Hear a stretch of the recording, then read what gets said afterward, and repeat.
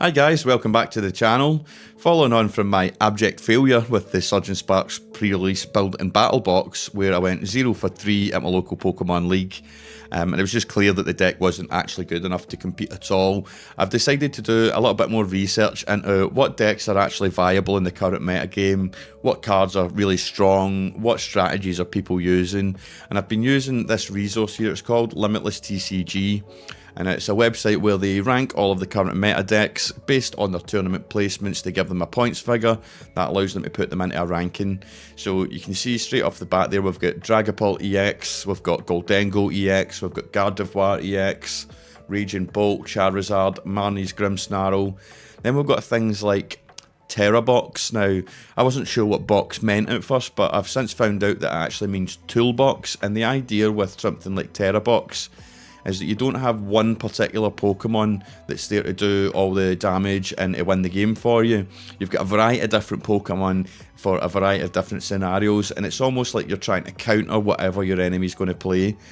So that's the kind of the boxes, the toolbox type decks, such as Terra box. You've got a Joltik box there. I believe there's also an Eevee box as well. So yeah, there's various different kind of box, Ogerpon box there you see as well. Type decks, as well as, you know, ones like Dragapult or Gardevoir, where you're trying to build up a particular strong Pokemon. So the first thing that I kind of noticed as well as a new player is there's a lot of different strategies and a lot of different things going on in some of these decks. For example, in the Dragapult, you've got the Bidoof here, so that's nothing to do with the actual Dragapult evolution lines. That's kind of something you play early and it blocks your opponent from playing item cards, which can be, you know, really difficult to get around to try and build up your hand and your bench and stuff like that if you can't play items early game. Then you've got things like Pheasantipity, which has an ability called Flip the Script. Once during your turn, if one of your Pokemon's knocked out during your opponent's last turn, you may draw 3 cards. So that can really kind of turn the tides in a battle if you've got behind and you know you need to try and get back into the game. Flip the Script can draw 3 cards. That can give you what you need to try and get back into the game. Then you've also got things like, if we look at Gardevoir, we've got things like Leo's Clefairy, which the weakness of your opponent's Pokemon is now Psychic, so that's obviously to make any Pokemon weak to Psychic and make it weak to this deck. Another good example of a kind of strategy that's being used in the meta at the moment is Munkidori. It has an ability called Adrenabrain. If you attach Darkness Energy to it, it can move up to 3 damage counters from one of your Pokemon to your opponent's Pokemon, so that's almost like a heal that also damages the opponent's Pokemon as well, so those can be really strong in a lot of different decks as well. Let's have a look at some other ones. Raging Bolt. You've got the different kind of, you've got things like Fan Rotom, you've got Ogerpon there, Teal Mask Ogerpon, so Teal Mask Ogerpon allows you to kind of draw grass energy, I believe. Fan Rotom, you've got the ability to search for your deck for Pokemon, basic Pokemon, stuff like that you need to build out your bench. You've got the Pheasantipity in there again with Flip the Script. You've even got Latias X, which allows your basic Pokemon to retreat for no cost. So that's also really strong in this particular deck because it's pretty much all basic Pokemon rather than stage 1 or stage 2 evolutions.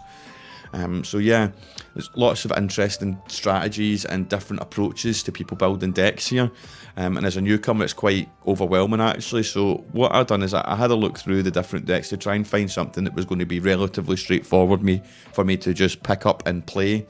And what I found was this CRUSTLE deck here. So it's based around the CRUSTLE, which has a really interesting ability, and it prevents all damage done to this Pokemon by attacks from your opponent's Pokemon EX. So that means that most of the kind of big Pokemon that people are building up to can't actually attack this CRUSTLE. So that was going to be really strong in terms of keeping me in the game for a lot longer than I was with the Surge and Sparks box, which just get decimated straight away.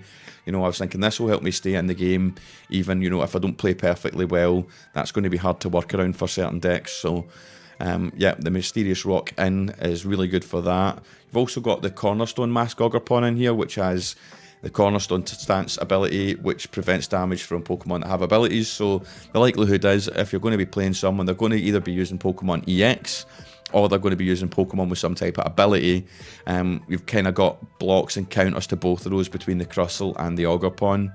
On top of that, you've got things like Mist Energy, which prevents the effects of attacks done to of your opponent's Pokemon done to Pokemon this is attached to. So if you pop the Mist Energy on the CRUSTLE, not only is it not taking damage from EX Pokemon, it's not taking effects from attacks by the opponent's Pokemon as well. So that's kind of things like moving damage counters. Now I know that Dragapult's got that part of their attack where it moves the damage counters onto your bench, so the Mist Energy can maybe help prevent that and help me get the CRUSTLEs built up and not get them eliminated before I've got them evolved. Another key important card in this deck was the Luxurious Cape, because that gives an extra 100 HP, but it causes the opponent to take 2 prize cards when they knock out the Pokemon. So something like CRUSTLE, that brings it right up to 250 HP, and then it's still, you know, chunking away for 120. It doesn't take damage from Pokemon EX.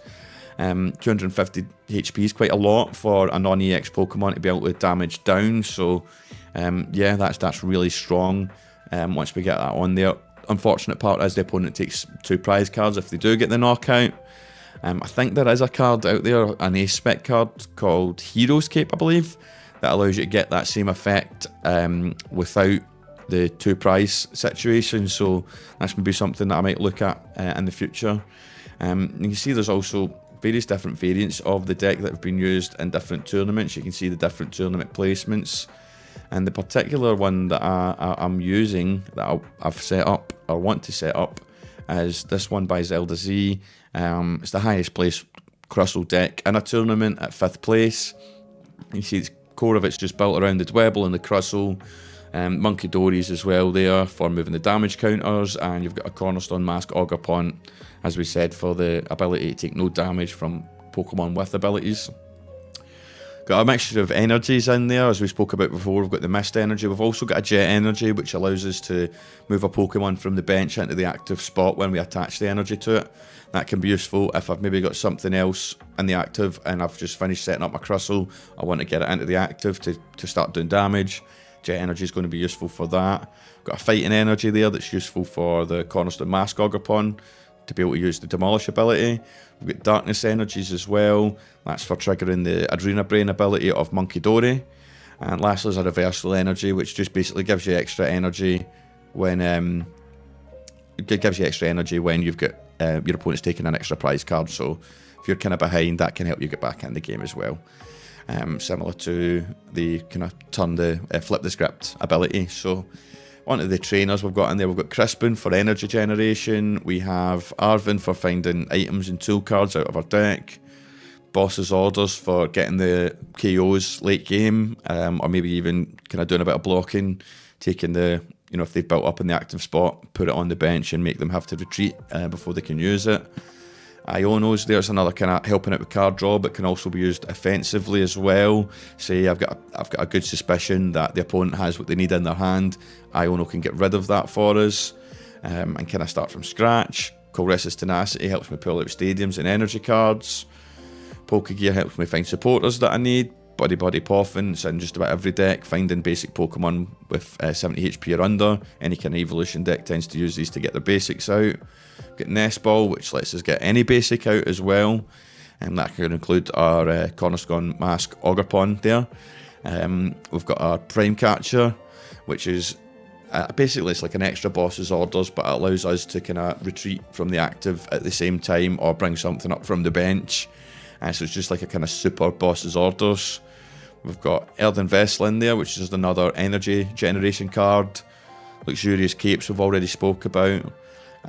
Turbo Energize, just for more energy generation basically, help you kind of boost up the energy on your bench. TM Evolution, that's great as well. I say I've got something in the active, but I've got 2 Dwebbles on my bench. I can use the TM Evolution to get those Dwebbles evolved up into CRUSTLEs and get them ready to fight.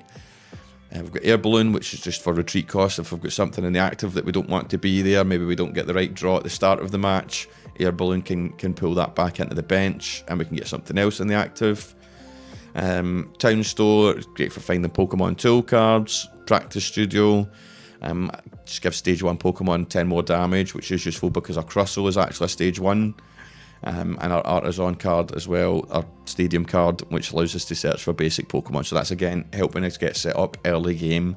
Good thing about Stadiums as well, although none of these I don't think are particularly strong for this deck, it's great for getting rid of your opponent's Stadiums as well, so kind of need to have a few of those in there to kind of counterplay against opponent Stadiums. So yeah, that was the list that I wanted to work with, and I did have a few of these cards already. I had a couple of Crustles and Dwebbles and stuff from Destined Rivals already. I did have, I think I had one Monkey Dory to begin with. I've then got Crispins, a couple of Crispins there. I've got a couple of Arvins from the Surgeon Sparks box. I don't have any Boss's Orders, so I'm going to need to find those. Those can be a little bit hard to find as well because I think it's such a popular card to play with. There's pretty much all decks more or less use Boss's Orders. You've got Iono there as well. I think I've got one of those. Choris's Tenacity, I've got two of those. Pokegear, I have none of. I've got the Poffins. I've got one Nest Ball, so that's fine. Prime Capture I'm going to need to find. I've got an Earthen Vessel. The Capes I'm going to need to find. TM Evolution I've got, but not Energize. I think I've got an Air Balloon, a couple of Air Balloons maybe. And then Stadiums, I don't have any of these Stadiums yet actually, so I'm going to need to go and pick those up. So yeah, what I've done was put together a list of what I needed, and I'm going to go around and have a look at the local shops and see what I can find. So as I say, first stop was to go around the local Pokemon shops and see what I can find. And I managed to get a couple of cards. I think I got one Pokegear, a Boss's Orders. I got all the Pokemon that I needed as well, the Monkey Dory and the Cornerstone Mask Ogerpon EX. I managed to get those locally, but unfortunately that was it. In fact, a lot of the cards here, it's really hard to find them because everybody's using these in their decks. A lot of people are using 4 Arvins in multiple decks. Boss's Orders in particular is used in loads of decks. Things like Pokegear, kind of more generic, I guess, trainers that would work in any deck are really hard to find because everybody's buying them up. They're not just buying one. You know, like if someone wants a particular Pokemon EX for their collection, they just need to buy one of them. But when you're playing, you're needing multiple of these cards. So yeah, things like Arvin were really hard to find, which is probably why it's so expensive when you look at the costs here on Limitless. So yeah, what I then decided I had to do was I had to go a little bit further afield and head into Glasgow and see what I could find in the big city. So yeah, I'm going to get the train into Glasgow. I'm going to go to a few different shops in there. There's a lot more choice of shops in Glasgow as well, and obviously it's just a bigger community in the big city. So yeah, I'm going to take a trip into Glasgow and we'll see how that goes. Today I'm off into Glasgow to see if I can pick up the last few cards that I need to complete my deck because Pokemon League's tonight.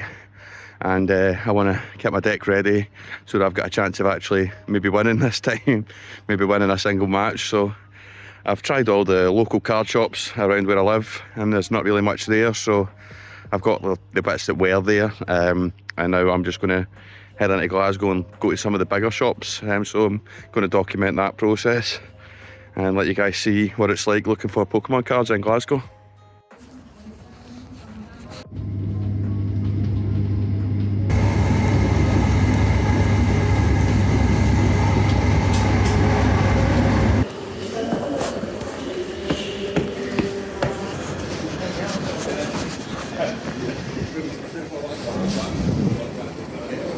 So the first place that I went to when I got off the train in Glasgow was a place called Static Games.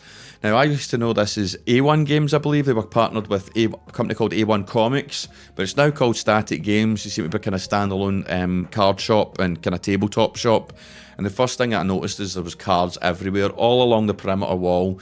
They had, you know, Pokemon listed A to Z, trainers listed A to Z, and then they had a massive big box in the middle full of unsorted bulk. What I'd done was I went around using the A to Z and I found the cards, pretty much every single card that I needed. The only thing being is that they were mostly all like reverse holo and prize card stamped and things like that, meaning they were all a little bit pricey, a little bit more expensive than what they might have been able to find online and stuff like that. And every chance as well that the cards I was looking for was in the massive box of 10p bulk in the middle, but You know, there was just so much of it there. None of it was sorted, even in terms of set, like, you know, Scarlet and Violet, Sword and Shield, let alone Paradox Rift, Temporal Forces, Twilight Masquerade, Destined Rivals, etc. So I would have been there all day just looking for cards, and probably, you know, it's a good chance I wouldn't have found them as well, so you just don't know. So what I done was I just picked up the ones that were all listed in the A to Z section. Even if they were a little bit pricey, I managed to get absolutely everything that I needed, all from that one shop to complete the deck. So that was absolutely brilliant. That saved me a lot of time hunting through different shops and stuff like that. But I thought, you know what, I'm in Glasgow already. I might as well go and have a look at some of the other card shops and stuff like that, and make it less of a wasted journey just because I went to one shop. I might as well go everywhere and see what else I've got, maybe some sealed product even. So the next place that I went to was called Geekaboo. Unfortunately, they didn't have a lot of product at all. In fact, they only really had some kind of random Pokemon merch. They didn't have any TCG stuff. They did have other TCGs, Dragon Ball stuff, One Piece, etc., but they didn't have any Pokemon TCG stuff. I think it's one of those places that they get a little bit of stock in and it just goes out straight away. So although the shop itself was really, really cool, a lot of cool merch and stuff like that, just didn't have what I was looking for, so I carried on. The next shop that I went to was called Geek Retreat, and that's a kind of, you know, a tabletop card shop sort of place where people can go in and play, and they run League and stuff like that, run Pokemon League there in Glasgow. So yeah, I went in there to see what they had, and it was actually a bit threadbare. There wasn't any sealed product at all. They had a binder with some singles in it, but like I opened it up and there was like almost nothing in it. It seemed like it had been kind of ransacked already, and I later found out that they're actually kind of going through shutting down now, that shop. So it's a real shame to see a kind of gaming centre like that kind of closing and shutting up stores, but yeah, that's obviously why they really didn't have any product or any cards at the time when I went in. Across the road from Geek Retreat, though, was a shop called Tokyo Toys, and now they had some really cool, interesting, high-value singles in there. They also had a bunch of bulk and stuff like that to look through, but because I'd already got the cards that I needed from the deck, I had a look around the kind of singles to see if there was anything cool. Had a look at the counter to see if there was any sealed product, but there was absolutely nothing sealed either. So I just carried on because I didn't really see much that I needed there. I went up to a place called Forbidden Planet. It's kind of a chain, so there's maybe other places that have got Forbidden Planets as well that you might have been to. And there they have loads of kind of movie and anime, comic merchandise and stuff like that. And then the Pokemon section, they had some really interesting kind of single cards. They had a kind of collection of the base set starters, so it was like Charizard, Blastoise, Venusaur, and like a display case sort of thing that was really cool. Great for like a gift or something like that for someone that really loves Pokemon. But other than that, they had no sealed product, and their bulk was all just like in this one box, again, completely unsorted. So I didn't even bother looking through it. If that's, you know, if there's any kind of card shops and things like that watching, that'd be my advice, is like, guys, just unsorted bulk's rubbish. It's no use. You might as well bin it. You're as well to at least sort it by, you know, at least Sword and Shield, Scarlet and Violet. If you can do it alphabetical and have, you know, A to Z of Pokemon, A to Z of trainers, perfect, because people are going to be able to come in, find what they need and buy it there and then. You know, but by the time I've spent half an hour, 45 minutes going through your bulk, I'm just going to walk out the shop with nothing. So yeah, that's my advice for card shops, is but masses of unsorted bulk's just useless. Other than that, I then carried on to Buchanan Galleries, and they've got a shop there called Gamer Chic, I think. And it's one of these kind of almost like vending machine shops, that, you know, little kind of vending machine things that have toys in them that are almost like gumball machines. They have them in Japan and stuff like that, and there they've got them kind of wall to wall, all these different toy vending machines and stuff like that. But alongside that, they sell kind of other gaming merchandise and stuff. And it was actually the only place in Glasgow where I managed to find some sealed product, which was great. They had a bunch of stuff. They had Team Rocket tins, which I managed to pick one of those up. They had like Iono's Bellboat collection and stuff like that as well there. At the moment, I just picked up a Team Rocket tin because I'd been keeping my eye out for one of those, but I was just shocked that they had so much product there when every single other shop that I'd been to had absolutely nothing. So yeah, there's my kind of suggestion as well for any collectors in Glasgow. If you're looking for sealed product and nowhere else has got it, try out Gamer Chic, because they might just have some stuff in for you. So yeah, picked up the Team Rocket tin, and that meant that I would have something else to to burst open as well when I got home. So yeah, excellent. The next step was just to get the train back home and start putting the deck together. So once I got back to my hometown, I realised there was one thing that I still hadn't picked up that I really needed, and that was some deck sleeves. When I was playing before with the Surgeon Sparks box, the guys really commented on the fact that I didn't have deck sleeves. Anything as simple as just like a small mark on the card would mean that I'd know what card that was, and I'd be able to draw it out the deck and get an advantage for myself. So the first thing that I needed to get before I could put my deck together as well was some deck sleeves. So I managed to go to the local shop, and for £2 I managed to pick up some from an ETB, from the Destined Rivals ETB. That's these ones here, the kind of Giovanni with the Mewtwo on them. So I picked up a set of those for £2, and the shop actually just donated the £2 straight to charity, which is really nice of them as well. I've seen shops selling these for £5, £10 and stuff like that. So £2, and £2 goes to charity for some old ETB sleeves is great. So yep, managed to put everything together, as you can see here now. That's the full deck. I'll show you some of the cards there. We've got the Crustle, which we spoke about. We've got the Cornerstone Mask Ogerpon as well. Yeah, brilliant. Yeah, various different cards, as you can see. Everything that we need, everything from the list that we were looking at before, which I'll just bring up now. Decks, and then we're looking for the Crustle deck. And in particular, it was Zelda Z's 5th place at the Monterey Regionals that we were looking for. Yep, so you can see the list there as well. So yeah, fantastic. Got my deck together. Now it's time to go and play a few games at my next Pokemon League and see how we get on. So I'll let you know how that goes in a moment.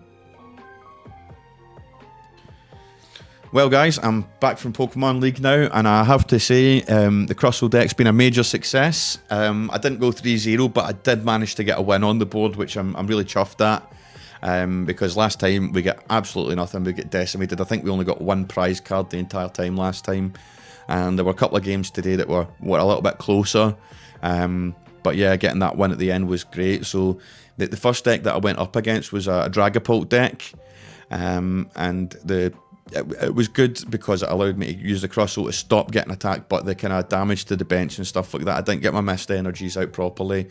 I didn't protect myself against that, and he managed to kind of get me out of there by spreading around the damage counters and stuff like that, and even using his kind of lower evolved forms of the Dragapult to get damage out as well. So I think at first he was a little bit shocked to be playing against this deck, and he had to think a little bit about what he was going to do to defeat it.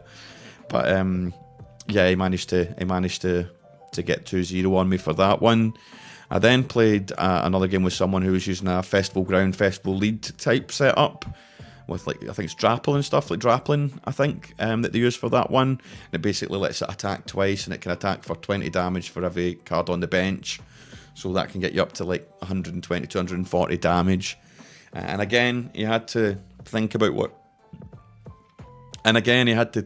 he was going to do in order to counter it, but once he'd kind of got his head around it, he managed to beat me, and that was mainly because he wasn't actually using Pokemon EX, so the main advantage of Crustle as well wasn't that helpful. The Cornerstone stance Ogerpon was good, it kind of blocked stuff for a little while, but I think I would have had to have maybe a couple of those in the deck to really win out on that.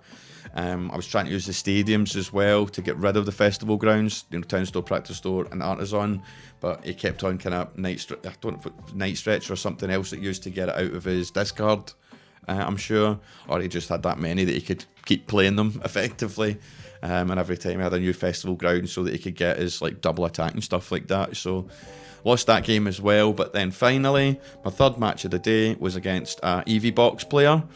They were using like Flareon, Sylveon and stuff like that. The strategy they tried to use against me was using Sylveon's ability to knock stuff from the bench into your hand, so to try and stop me basically getting the Crustle set up and force me to put down Dwebbles all the time. But it only worked a little bit, and I managed to get those Crustles set up, and yeah, took the games 2-0 and managed to get my first win in Pokemon TCG at Pokemon League. So yeah, fantastic. I was really chuffed, and I'm really glad that the research that I'd done into building the deck allowed me to put together something that was actually capable of getting me a win. I think long term, I'm probably going to have to look at some of the stronger decks. I think this is a bit gimmicky. Well, it really is. It's obvious that it's a bit gimmicky and kind of stally and things like that. And yeah, everybody took it in good nature and stuff like that. But I can imagine maybe in more competitive arenas, people would get annoyed at you for playing a more stally, countery deck where it's not really about trying to win. It's just about trying to stop your opponent. So yeah, but as I say, really chuffed with getting that win in there. So from here, I'm going to do a little bit more research into the deck that I've got just now and how I can improve that. For example, maybe swapping out Prime Catcher for either Hero's Cape or I think it's Legacy Energy. Because in my first match, my first active out was Monkey Dory. The opponent only had one active that had 60 HP, and I had Earthen Vessel in my hand. So if I had a Psychic Energy or perhaps like a Legacy Energy, which can function as any type of energy, in my deck, I could have used Earthen Vessel, I could have put the 2 energy onto Monkey Dory, and I could have got 1-hit KO and got that match straight away. So that would have been really handy just to have that, maybe that 1 Psychic Energy in the deck, or maybe having like Legacy Energy in there. The other thing I could maybe consider is swapping Prime Capture for Hero's Cape, which gives me the effect of the Luxurious Cape, but without the double prizing kind of disadvantage that you get from it. So yeah, I think there's improvements that I can make with that deck. And the other thing is, as a bit of a cheesy sort of stally deck, I don't think people are always chuffed to be playing against it, and they feel like it's more about blocking what they're trying to do than actually trying to win the match. So yeah, maybe I'm going to have a look at some other more powerful decks like the Dragapult, like the Gardevoir. Also need to consider that Mega's coming out soon, so how is that going to affect the metagame? What cards are going to be strong? What new cards are there going to be that could potentially upset the apple cart and make different things strong? So yeah, I'm going to do a bit more research, look into more decks, and hopefully give you guys an update the next time that I go and play Pokemon League. But other than that, thanks very much for tuning in. Bye.